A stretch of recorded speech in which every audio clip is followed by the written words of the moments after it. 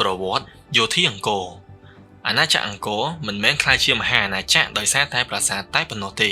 នៅពីក្រោយផ្ទាំងសិលានិងចម្លាក់មានកម្លាំងមួយដែលធ្វើឲ្យសត្រូវភ័យខ្លាចគឺយោធាអង្គរតែសំណួរដ៏សំខាន់មួយគឺតើយោធាអង្គរខ្លាំងយ៉ាងណាអាណាចក្រអង្គរគឺជាអំណាចធំមួយនៅអាស៊ីអាគ្នេយ៍ដែលរីកចម្រើនខ្លាំងចន្លោះសតវត្សទី9ដល់សតវត្សទី15អំណាចរបស់អង្គរមិនបានកើតឡើងដោយចៃដន្យទេប៉ុន្តែជាលទ្ធផលនៃភូមិសាស្ត្រអេកូណូមីនយោបាយសាសនានិងយោធាដែលរួមបញ្ចូលគ្នាយ៉ាងឆ្លាតវៃ 1. ទីតាំងភូមិសាស្ត្រដ៏មានអត្ថប្រយោជន៍អង្គរមានទីតាំងនៅតំបន់អង្គរធំជិតបឹងទន្លេសាបដែលជាប្រភពធនធានធម្មជាតិធំបំផុតក្នុងតំបន់មួយការប្រែប្រួលទឹករដូវវស្សានិងរដូវប្រាំងបានអនុញ្ញាតឲ្យអង្គរអភិវឌ្ឍប្រព័ន្ធធារាសាស្ត្រដូចជាបារាយណ៍បឹងបួទន្លេដែលអាចឲ្យកសិករផលិតអង្ករបានច្រើននិងចិញ្ចឹមប្រជាជនរាប់លាននាក់ប្រព័ន្ធនេះធ្វើឲ្យអង្គរមានស្ថិរភាពសេដ្ឋកិច្ចនិងអាចគ្រប់គ្រងកងទ័ពធំបាន 2. អំណាចនយោបាយអង្គរត្រូវបានគ្រប់គ្រងដោយព្រះមហាក្សត្រដែលមានអំណាចកណ្ដាលខ្លាំងព្រះមហាក្សត្រអង្គរត្រូវចាត់ទុកថាជាព្រះរាជាអាទិទេពមានន័យថាព្រះអង្គគឺជាតំណាងរបស់ទេវតានៅលើផែនដីហើយនេះមានន័យថាការបញ្ជាយោធាស្មើនឹងព្រះរាជបញ្ជាការបះបោរស្មើនឹងការប្រឆាំងនឹងទេវតា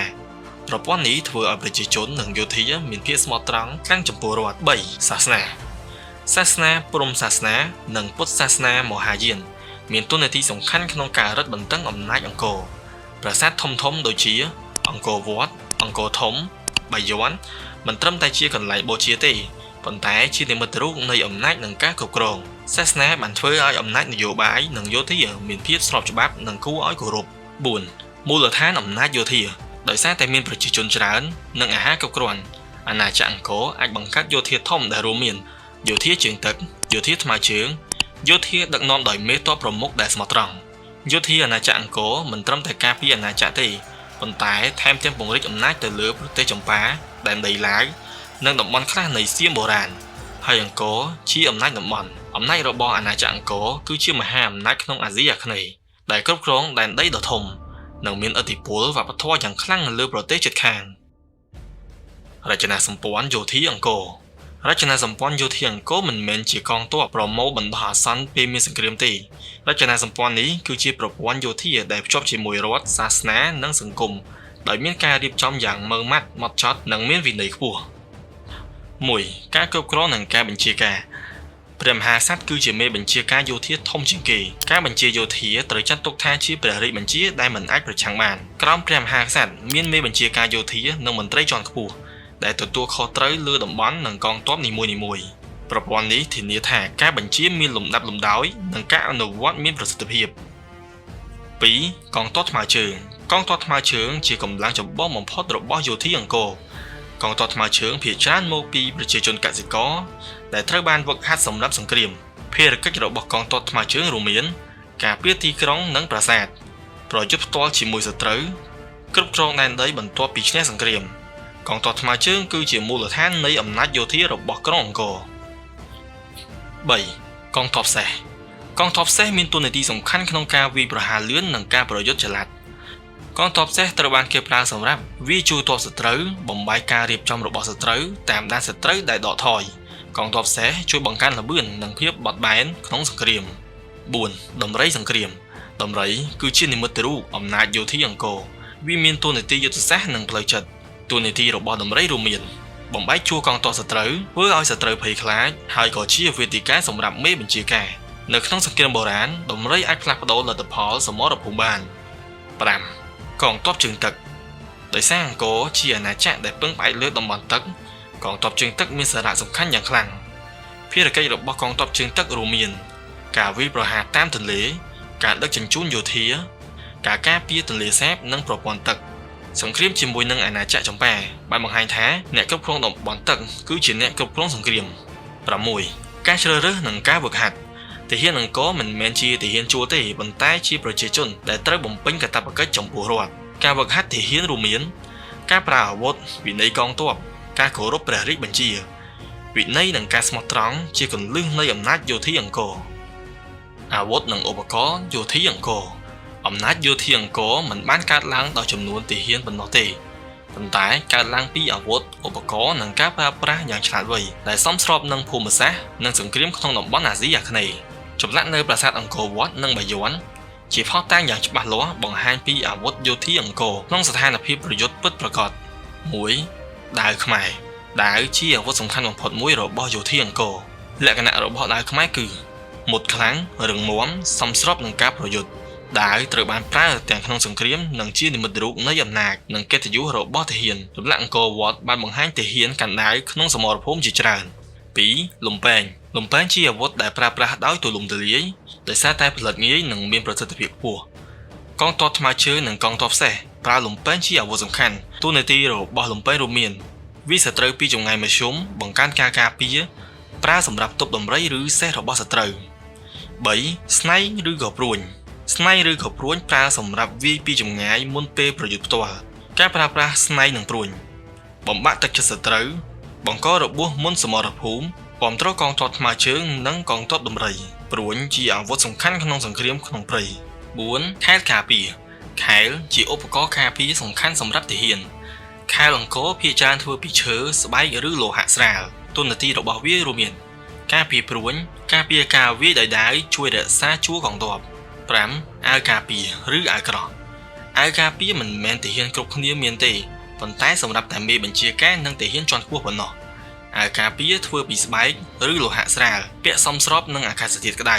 គោលបំណងគឺការពារទ្រូងមិនមែនធន់ធ្ងន់ដោយរបស់អឺរ៉ុបទេ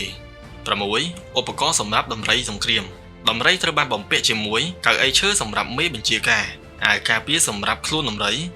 អាវុធជំនួយសម្រាប់បញ្ជាដំរីអាចបំបែកជួរសត្រូវនិងបង្កភាពភ័យខ្លាចយ៉ាងធ្ងន់ 7. ឧបករណ៍កងទ័ពជើងទឹកកងទ័ពជើងទឹកប្រើទូកយោធាដែលសមស្របនឹងទន្លេនិងបឹងឧបករណ៍រួមមានទូកវាយប្រហារទូកដឹកយោធាអាវុធសម្រាប់វាយពីតំបន់ទឹកសង្គ្រាមអង្គរនិងចម្ប៉ាបង្ហាញថាកងទ័ពជើងទឹកមានតួនាទីសំខាន់បំផុតយុទ្ធសាស្ត្រនិងវិធីសាស្ត្រសង្គ្រាមអង្គរយោធាអង្គរមិនត្រឹមតែមានទាហាននិងអាវុធច្រើនទេ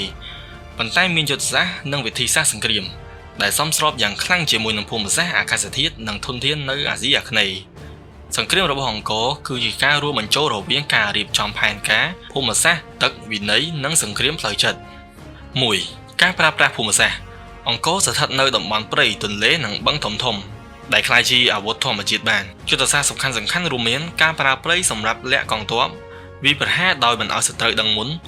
ទប់ទល់នឹងសត្រូវនៅតំបន់ដែលសត្រូវពិបាកចូលភូមិសាស្ត្រធ្វើឲ្យសត្រូវដែលមិនស្គាល់ដែនដីខ្សោយទាំងកម្លាំងនិងទាំងផ្លូវចិត្ត 2. ការគ្រប់គ្រងតំបន់ទឹកជាយុទ្ធសាស្ត្រសង្គ្រាមតំបន់ទឹកមិនត្រឹមតែជាធនធានសេដ្ឋកិច្ចប៉ុន្តែជាឧបករណ៍យោធាផងដែរអង្គរបានប្រើប្រាស់ប្រព័ន្ធធារាសាស្ត្រដើម្បីផ្គត់ផ្គង់អាហារកងទ័ពការពារទីក្រុងនិងគ្រប់គ្រងចលនាសត្រូវហើយអ្នកគ្រប់គ្រងតំបន់ទឹកគឺជាអ្នកគ្រប់គ្រងតំបន់សង្គ្រាមទាំងមូល 3. ដំរីជាយុទ្ធសាស្ត្រផ្លូវចិត្តដំរីមិនមែនត្រឹមតែជាអាវុធរាងកាយទេប៉ុន្តែក៏ជាអាវុធផ្លូវចិត្តដែរនៅពេលដំរីចូលសមរភូមិសត្រូវនឹងភ័យជួរសត្រូវនឹងបែកបាក់កម្លាំងសត្រូវនឹងចុះខ្សោយនៅក្នុងសង្គ្រាមបុរាណផ្លូវចិត្តអាចសំខាន់ជាងអាវុធទៅទៀត 4. ការប្រយុទ្ធចិត្តនិងជួរកងទ័ពយោធាអង្គរបានពឹងផ្អែកលើការប្រយុទ្ធចិត្តជាមួយនឹងដាវនិងលំពែងវិធីសាស្ត្ររក្សាជួរកងទ័ពរឹងមាំប្រើប្រាស់ខែលការពារបដូរកងទ័ពមុនក្រោយជាបន្តបន្ទាប់ហើយវិន័យគឺជាគន្លឹះនៃជំនះ 5. សង្គ្រាមនៅលើតំបន់ទឹកអង្គរយល់ច្បាស់ពីសារៈសំខាន់នៃតំបន់ទឹកជាពិសេសក្នុងសង្គ្រាមជាមួយនឹងអាណាចក្រចម្ប៉ាយុទ្ធសាស្ត្រលើទឹករួមមានវាយប្រហារតាមទន្លេប្រើប្រាស់ទូកលឿនគ្រប់គ្រងទន្លេសាបហើយការបរាជ័យនៅឆ្នាំ1177បង្ហាញថាអ្នកបាត់បង់តំបន់ទឹកគឺជាអ្នកបាត់បង់សង្គ្រាម 6. ការរៀបចំនិងការបញ្ជាការសង្គ្រាមអង្គរមិនប្រយុទ្ធដោយចៃដន្យទេមានការរៀបចំបញ្ហាមុនសង្គ្រាមការបញ្ជាលំដាប់ជាន់ខ្ពស់និងការគោរពព្រះរាជបញ្ជាកងទ័ពមានភាពស្មោះត្រង់និងមានវិន័យខ្ពស់ 7. សង្គ្រាមវែងនិងការផ្គត់ផ្គង់អង្គរអាចធ្វើសង្គ្រាមយូរដោយសារតែប្រព័ន្ធអាហារខ្លាំងការគ្រប់គ្រងធនធានប្រជាជនច្រើននេះធ្វើឲ្យអង្គរឈ្នះសង្គ្រាមធំៗនៅតំបន់អាស៊ីអាគ្នេយ៍សង្គ្រាមសំខាន់ៗរបស់អង្គរ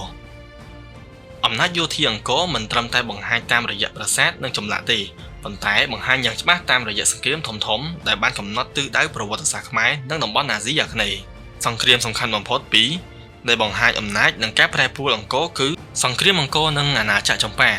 អាណាចក្រចំប៉ាស្ថិតនៅតំបន់ឆ្នេរសមុទ្រភាគកណ្ដាលនៃភាគខាងត្បូងប្រទេសវៀតណាមសព្វថ្ងៃជាអំណាចសមុទ្រដែលមានកងទ័ពជើងទឹកខ្លាំងអង្គរនិងចំប៉ាប្រកួតប្រជែងគ្នាលើដែនដីពាណិជ្ជកម្មនិងឥទ្ធិពលតំបន់អស់ជាច្រើនសតវត្សរ៍ប៉ុន្តែនៅឆ្នាំ1177កងទ័ពជើងទឹករបស់អាណាចក្រចំប៉ាបានវាយចូលអង្គរតាមរយៈទន្លេសាបទីក្រុងអង្គររងការបំផ្លិចបំផ្លាញយ៉ាងធ្ងន់ធ្ងរហើយអំណាចអង្គរចុះខ្សោយយ៉ាងខ្លាំងនេះជាឧទាហរណ៍យ៉ាងច្បាស់នៃការបរាជ័យក្នុងការគ្រប់គ្រងតំបន់ទឹកបន្ទាប់ពីការបរាជ័យព្រះបាទជ័យវរ្ម័នទី7បានឡើងកាន់អំណាចនៅឆ្នាំ1181ព្រះអង្គបានស្ដារយោធាឡើងវិញរៀបចំកងទ័ពថ្មីផ្លាស់ប្ដូរយុទ្ធសាស្ត្រនៅចន្លោះឆ្នាំ1181ដល់ឆ្នាំ1185យោធាអង្គរបានវាយតបយ៉ាងខ្លាំងរហូតដល់ទឹកដីចម្ប៉ាជ័យជំនះនេះត្រូវបានចម្លាក់ជាថ្មនៅលើជញ្ជាំងប្រាសាទបាយ័នជាឯកសារយោធាបុរាណដ៏កម្រមួយអង្គរបានស្ដារអំណាចឡើងវិញរីឯអាណាចក្រចម្ប៉ាបានចុះខ្សោយយ៉ាងខ្លាំងហើយអង្គរបានក្លាយទៅជាមហាអំណាចតំបន់ម្ដងទៀតសង្គ្រាមអង្គរនិងសៀមឬសង្គ្រាមអង្គរជាមួយនឹងអយុធ្យាចាប់ពីសតវត្សទី13អំណាចថ្មីមួយបានកើតឡើងនៅភាគខាងលិចគឺអាណាចក្រសៀមឬអយុធ្យាបង្កើតឡើងនៅឆ្នាំ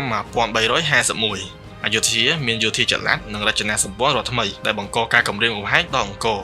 សង្គ្រាមកាត់មានជាបន្តបន្ទាប់សង្គ្រាមអង្គរនិងអយុធ្យាមិនមែនជាសង្គ្រាមតែម្ដងទេប៉ុន្តែជាការប៉ះទង្គិចជាបន្តបន្ទាប់អស់ជាច្រើនទសវត្សរ៍មូលហេតុដោយសារការប្រកួតប្រជែងដី